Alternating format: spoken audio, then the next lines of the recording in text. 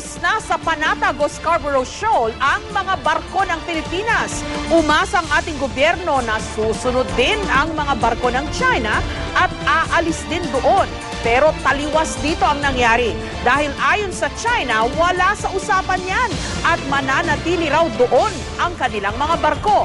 Kaya ang tanong ngayon, paano pa malulutas ang gusot doon na hindi naman lalong madedehado ang Pilipinas? Samantala may video na magpapakita kung paano binuli di umano ng mga barko ng China ang mga barko ng Pilipinas. May report si Chino Gaston. Ang videong ito ay kuha raw sa Panatag Shoal nitong May 26. Makikita sa video ang umano'y habulan at girian ng barko ng BFAR at mga barko ng China. Ilang beses nagtangka mga puting barkong markado ng Chinese Marine Research sa tagiliran na harangin ng mas maliit na barko ng BFAR habang ito'y papalapit sa Panatag. Pero dahil mas mabilis ang barko ng BFAR, nalulusutan nito ang mga barko ng mga Chinese.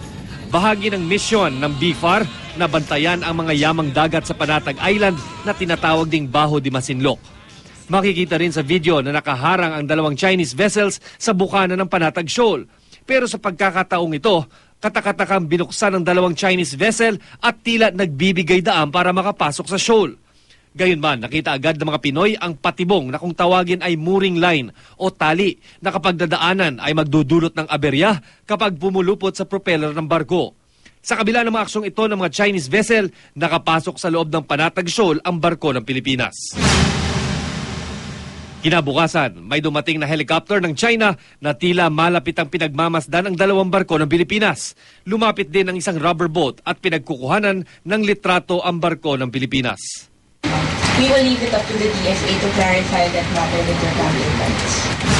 Noong Sabado, sinabi ng DFA na pinaalis na sa Panatag Shoal ang barko ng Philippine Coast Guard at BFAR sa utos ng Pangulong Aquino dahil sa bagyo. Maging ang China raw ay magpo-pull out na rin ng mga barko. Pero tahasan itong itinanggi ng China. Sa website ng Chinese Embassy, sinabi ni Foreign Ministry spokesperson Hong Lei na nagtataka nga raw sila kung saan nanggaling ang sinasabing kasunduan na aalis ang mga barkong China mula sa Panatag.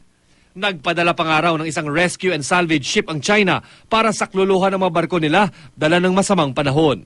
Git ng China, patuloy silang magbabantay at mangangasiwa sa pinag-aagawang bahagi ng West Philippine Sea.